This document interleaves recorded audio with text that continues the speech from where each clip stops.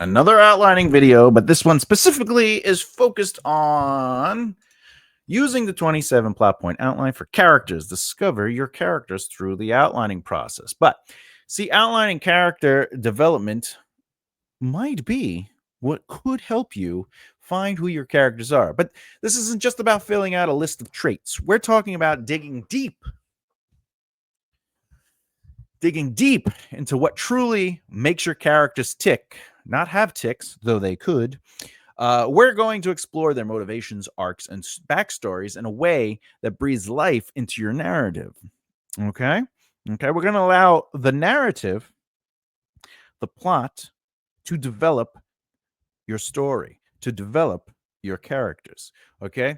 And let's do it. Let's get right into it. But Thomas, what is character outlining? That's a great question. Character outline is the process of thoroughly developing your character before or during the writing process. So this is before doing this and writing out your chapters, you're going to use the outlining process to develop your characters. It is not about getting a list together and going, they like red. No, they like purple. They grew up in New Hampshire. It's not like that. It's about finding out what their motivations, desires, and fears, and how they change over time through the exploration of an outline, through the broad strokes, not the micro strokes. Okay. So, this process is all about giving your characters a chance to not only be consistent, but also dynamic with arcs that they build character. So, the choices they make and where they go will help you develop who your character is. That doesn't mean that's where it stops, though.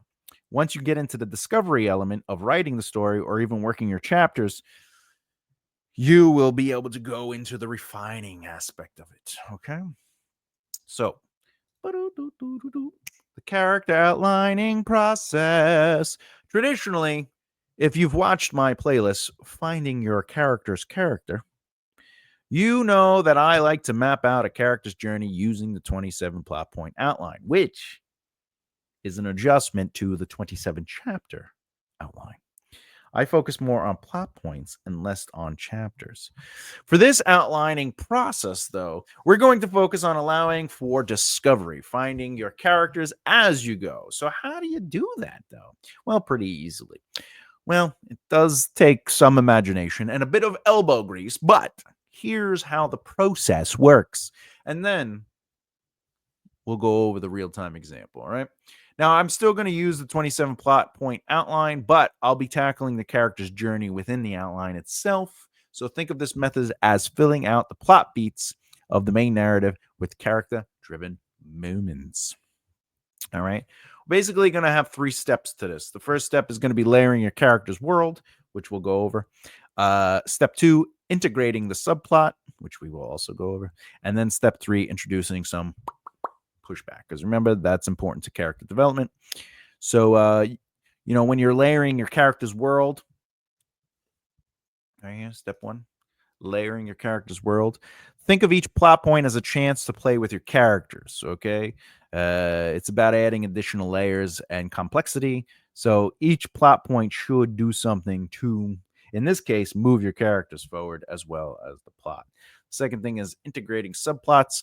Okay, once you know the subplot of where and how it can influence your characters, you want to go back and add it to the 27 plot outline, the 27 plot point outline, and figure out where the subplot best fits within the main narrative without distracting from the main narrative.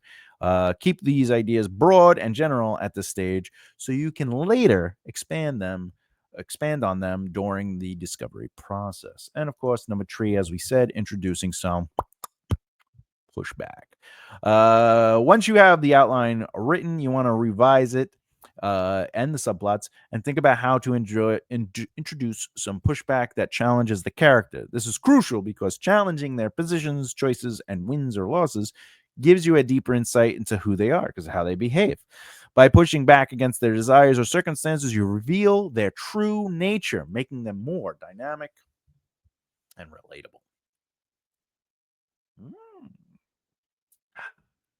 Right, Beard? That's right, Thomas. It's my Mickey Mouse. All right. So, I pre-wrote this out just so we could sort of go through it.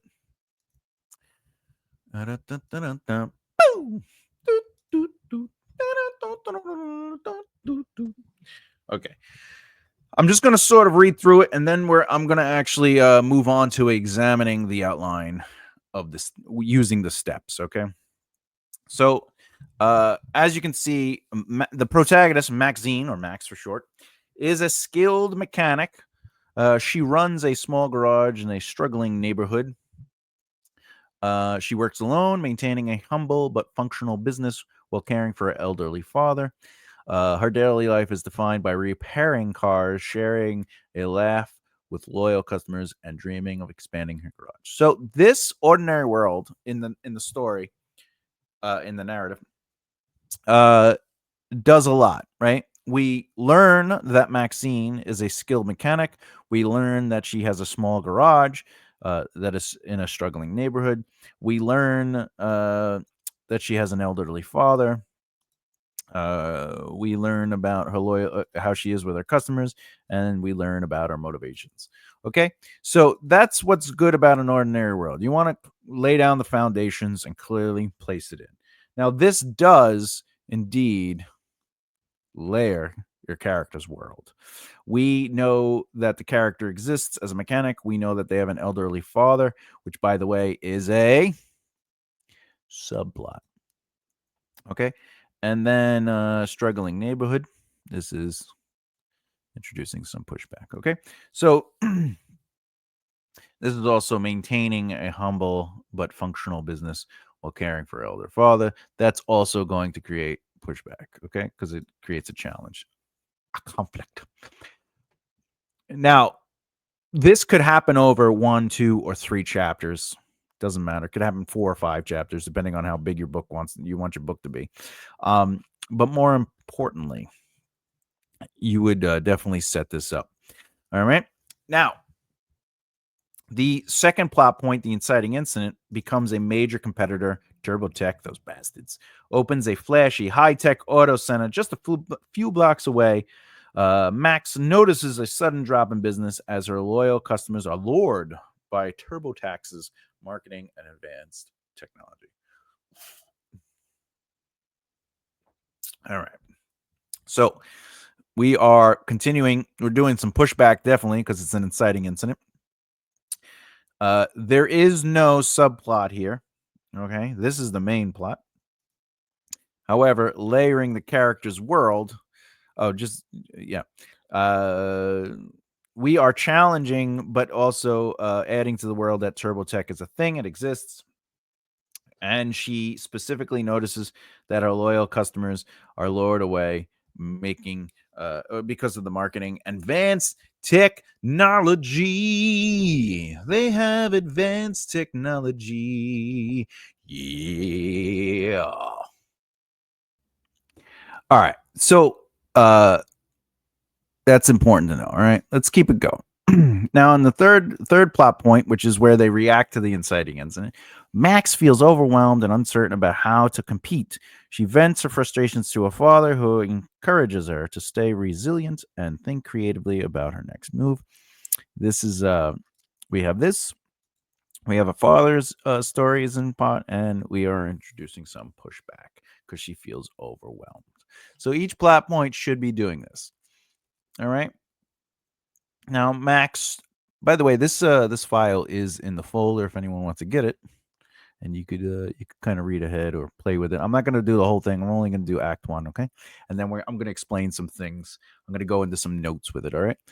Plot point 4, the protagonist reacts to and reflects on the long-term impacts of the inciting incident, and Max starts to realize that unless she adapts, her business may go under. Oh, yeah, we don't want that to happen. She examines TurboTech's services and feels intimidated by their equipment. However, she also sees weakness in their impersonal approach to customer service. Eh? Eh? Eh? So we have this. Okay. We don't have a subplot here, but you don't have to have all 3, but it's important to have at least one. All right, but layering your character's world. We are expanding on what turbo tech is, and etc. etc. Plot point number 5. The protagonist decides to take action. So Max decides to focus on what she does best, offering personalized service. She starts organizing a community repair day to attract locals by offering free diagnostics and low-cost maintenance workshops. Huh? Am I right? Am I right? This is definitely moving the plot forward, but it's layering the characters' world, and the pushback is now on the challenge. She's challenging the system by trying something, which then turns into the immediate consequence of her actions. By the way, consequences can be good or bad. They don't have to be negative. It's just a consequence. It's a response to. All right. The community repair day draws some attention, and she gets a few old customers back. However, the pressure of competing with TurboTax continues to mount, and she realizes that community goodwill alone won't be enough. Again, we got some of this, and we got some of this. Right? Got a challenge. Got a challenge. And 7, the protagonist's life changes as a result of the action they took and creates pressure and stress. She realizes that the community goodwill alone won't be enough, so she has to change it up. It challenges who she is, and she has to adjust who she is, which creates the pressure and stress. So Max's workload increases, and she finds herself struggling to keep up. TurboTax starts running aggressive discounts, making it harder for her to compete. Max feels the stress of keeping the garage afloat while handling her father's increasing health issues. And then this would be all 3. We get some character, we get the father, which is a subplot, and then we get to introduce some pushback. The first plot twist or pinch. Remember, one is emotional and the other is physical. A plot twist is like something external happens. A pinch is something internal that happens. Pushes on you, all right? Pushes emotionally on you. Okay, it's not tangibly grabbable. It could be though. It could, obviously, like if you lose your arm, that is a plot twist, but it also pinches you. All right. So Max discovers that TurboTax is sabotaging her business by offering free services to her biggest clients. Feeling betrayed. She wonders if trying to compete is even worth it. Again, we get some of this and we get some of this. All right. And finally, for the 9th plot point and the end of Act 1, because of the plot twist or pinch, the protagonist is pushed into a new world. Max realizes that she must do something drastically different. She decides to get her hands on a rare certification in hybrid and electric vehicle repair, a service TurboTax doesn't yet offer. All right. And this is a subplot now, right? Because she's going to get now we have to walk, she gets to walk through getting the rare certification. That becomes another subplot. So now there's 2 subplots. And of course, there's going to be some pushback, is because she has to, she's getting some pushback on who she is. She's going to start playing a little dirty in her mind, right? Before I go any further, I will point out in the new world, plot point 10 of Act 2, the first plot point of Act 2, she meets other mechanics who have faced similar challenges and finds allies who understand her struggles. And she, in plot point 11, the protagonist can take a break, etc., etc. She actually develops a friendship. I'm just going through this part real quick. She develops a friendship with Jordan. That's important because it's going to come into play when I start explaining and examining it a little bit. Okay, so let's. And that brings us to examine the outline with the steps. All right, so let's talk about step number 1 again. All right, layering your character's world. Layering involves using each plot point to explore and expand the character's life, beliefs, and challenges. Okay, in this outline, each plot point, as you see, reveals something new about Max's personality, her emotional state, or her perspective. For example, in plot point 1, What we do know is this introduces Max in her daily routine, allows us to understand her skills as a mechanic and her connection to her community. This also establishes her baseline motivations, caring for her elderly father and her dream to expand her garage. Okay. The dream to expand the garage is the main plot, and the subplot is her father in this point. Okay. But let's stay on one. I'll get to that. In plot point 4, uh, when Max starts to examine TurboTech's impact, it layers her emotional response. She's intimidated, mixed with her she's recognizing that they have impersonal service, right? This moment gives insight into Max's values and her sense of what she sets apart from the other people, adding depth to her motivation. So we are learning about her, right? This is layering characters, her world, because we understand how she perceives things and her morals, which are important, right? And then, of course, plot point 7 as another example of layering your character's world. The pressure of increased workload while trying to compete with TurboTech, combined with her father's health issues, layers additional personal stress onto Max.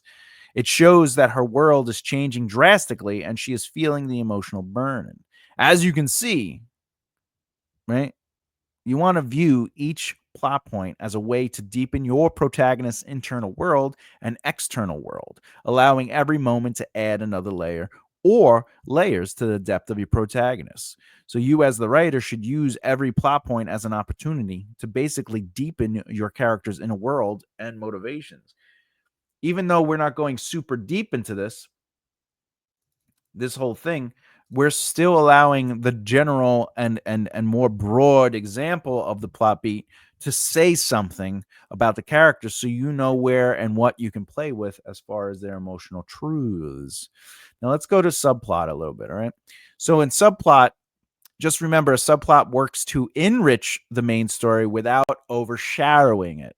Okay. In this particular outline, the subplot involves the father, but also there's another subplot about her getting a certificate, and then an additional subplot about Jordan, the character she met right here. Okay. She met him in plot point 10, but they expands a little bit in 11. All right. And this is going to basically be about her growing friendship, which provides both personal support for Max and an avenue for her to grow beyond her current circumstances. So in plot point 11, as you can see, the introduction of Jordan as a supportive figure begins the subplot of their relationship.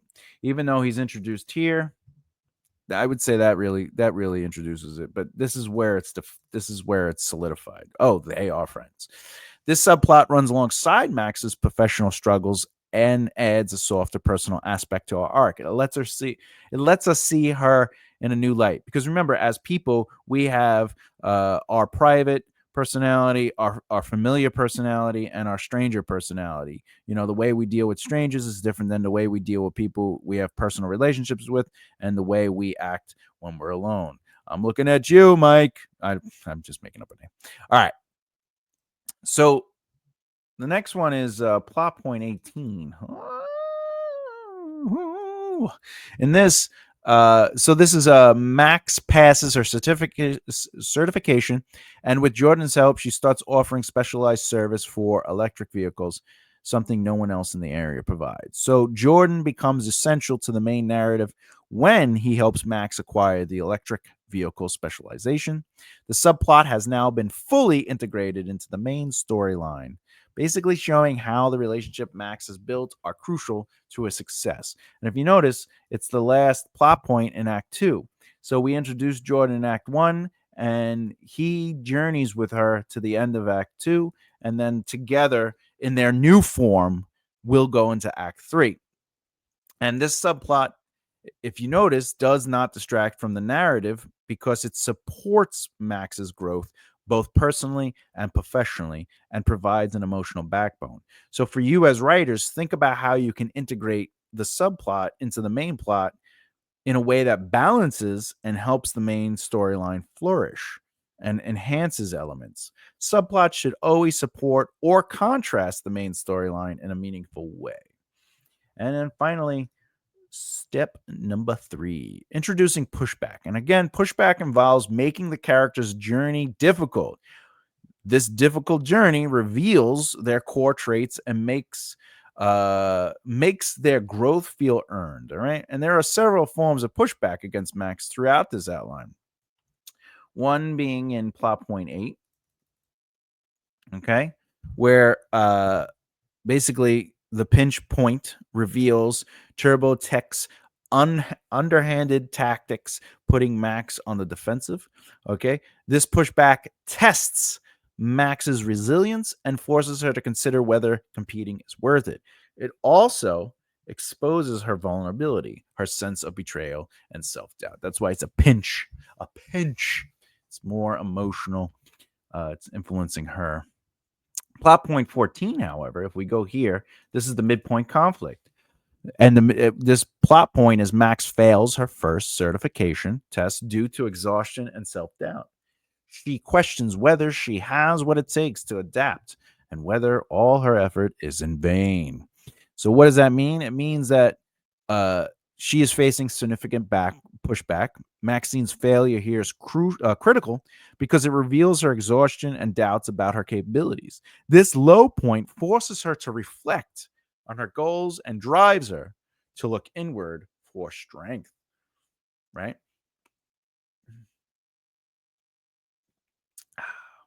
Soda. Which brings us to plot point 20 in Act 3. Boom. All right. This is a plot twist or pinch happens, pushing the protagonist to experience an completely unexpected event, making it all the worst. And in this situation, TurboTech's offer to buy out her garage. Basically, this offer puts Max in a position where the easy route is incredibly tempting, especially giving her father's. All right. So, oh, just so you know, because I'm adding the through line. So in plot point 19, just as Max starts gaining traction, TurboTech offers to buy her garage out. The offer is substantial, and her father's medical bills make it harder. So when this plot twist in 20 happens, where she learns that they're actually going to tear down the garage and just build a parking lot, this is basically the pushback here is against her values and determination. It challenges her sense of purpose, making her question everything she's worked for. And that's the thing. Each pushback should specifically be designed to challenge your protagonist's motivations, positions, and choices so they can overcome these obstacles and grow and evolve. Because pushback makes their journey compelling, and pushback helps characters grow, making their eventual success more rewarding and believable. Basically, what I'm saying is go through your own outlines and identify where these 3 steps are being implemented and where they are not being implemented, and where they might need a little bit more adage for depth, support, or challenge to enrich your character's journey. Final thoughts. I like to say that if you look through that outline, it's available. You'll see that character there when you're working it out. What is the difference between a straight outline that just says the plot and a character outline? Now, if you notice, I kind of add both when I work. I think about what the main plot is, and then I think about how adding these other through lines, these threads, these subplots, and things like that. Now, obviously, in an epic fantasy, I would add more. The This whole thing right here, this would probably be a little bit thicker. I try to do 2 or 3 sentences like this for all my plot point summaries. But what another thing I might do is, if there's more than one POV, I would say max like this, right? And then like I would do like whatever other things I had to do here. Like if I was like, oh, whatever, father is dying of kidney issues, right? Whatever. Okay, I might add that. So this is before I even figure out. Boop, boop, boop. This is before I figure out any of my chapter stuff. So the outline is just pretty broad and straightforward, in the sense of like I just want to get through the idea, and I'll just add as I go, and I allow the theme of the plot point to dictate sort of like where it goes or what happens, and where to push harder and where to pull back, right? So think about that when you use this as a template, as an example, to be like, all right, I see what's going on here. Because character outlining is all about giving your characters depth. It's about having a purpose. It's about seeing them specifically making choices, being pushed back, thinking about what happened, growing. You got to show growth. You got to make sure they're making choices. In this outline example, the choices Max is making, she's going back to get a certification. She's doing deals. She's trying to get a community thing going. She decides to be vulnerable and let Jordan in, and they start. If you read the thing, they build a relationship together and ultimately open up the shop. They work on the shop together. So it's important to understand your character's journeys and motivations, and then challenge those journeys, the journey and their motivations. And that'll help you create characters that live on the page and become multi-dimensional. Um, Readers want to emotionally follow along with your characters. So the more they can relate to, that's the thing. Like, you need to push back on your characters, right? But subplots are an opportunity, especially if it's a single POV. Subplots are an opportunity to show dimension and other sides to your character. So in this situation, her main POV is she runs a shop. She wants to develop the shop and expand, but a bigger company is coming by and they're pushing back on it, making it difficult for her dream to come true. That's like one facet. But then the father's ailment allows us to see another side of her, which would be a more familiar or personal side. And then Jordan starts off as unfamiliar or stranger, and slowly we get to see how she develops a relationship and how she opens up the vulnerabilities. So we get to see different variations of her instead of her just being the mechanic. Not that that would be a necessarily a bad story where it's just her journey as a mechanic, but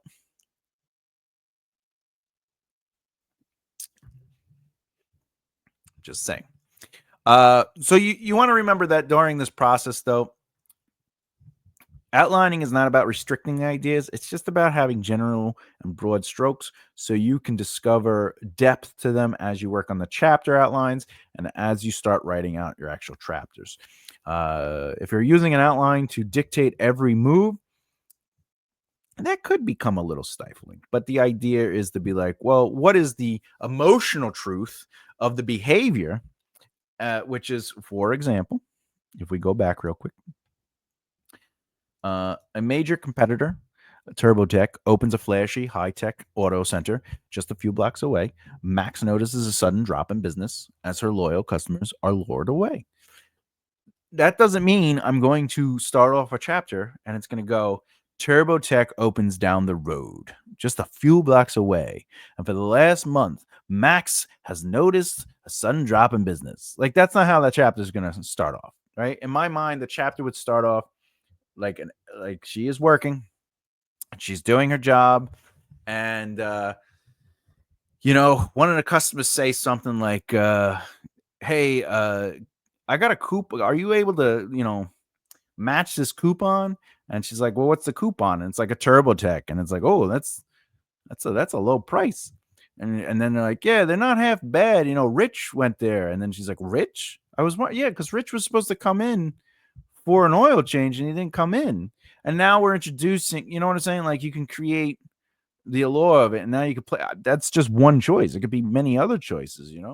She could be looking through a newspaper and see TurboTech opened up, or whatever the case may be. The chapter or chapters could be the fact that they opened and she checks it out, and one thing leads to another, whatever the case may be. But this is just the through line, the truth, the emotional truth of what needs to happen. She needs to discover these things, and then how it plays out is the story. So outlining isn't necessarily about going, these are the exact things that are going to happen. It's just a general idea. Like, I think I've said it many times. Thomas meets Sarah. That's an outline, right? But you can just go a little deeper. Thomas meets Sarah at a deli. Thomas meets Sarah at a deli, makes a fool of himself meeting Sarah at the deli. None of that is specific. It's just general. And then I could build on that when I'm doing my chapter outline. And even that, I would just create like bullet point beats. And I wouldn't get specific because I haven't started writing yet. But I might be as straightforward as Thomas walks through the deli and slips. He doesn't notice the floor is wet sign and slips on the floor. His phone goes flying and knocks her salad off the table. Right? That's the meet cute. I could do that. And those would be bullet points, but that's still not specific to the point where it's taking away from me discovering the story. What he's wearing, how he falls, what kind of salad she has, how she reacts to it, how he reacts to it. All that's left untouched that gets to play with when I'm doing the physical writing. Okay, like the draft, the actual first draft. With that said, next video in this series, we're actually going to take now, because the 27 plot points exist, and I have videos that outline the whole 27 plot point. I have videos that focus on section Act 1, Act 2, and Act 3. And then I believe I have videos that focus on Section 1, Section 2, Section 3, Section 4, Section 5, Section 6. If you don't know what that is, I'll show you real quick. Section 1 has 3 plot points. Section 2 has these 3 plot points, and Section 3 has these 3 plot points. And that makes so I have section videos. So now I'm officially making plot point videos. So all 27 plot points are going to get their own video, and within that, we're going to explore some things. It's going to be a little bit more specific to those plot points and less generalized to the section and or the act. So if you want clearer understandings of that, the first video in that series will be plot point 1. What is the ordinary world? Okay. Question. What's one character trait or background element that you've outlined for your characters that really helped your character come to life? So more importantly, how did you challenge that idea? Let me know in the comments below. Like what you saw today, and you haven't done so already, please subscribe and hit the bell icon so you don't miss out. Other than that, keep developing the right mindset. I'll see you next time. Boo!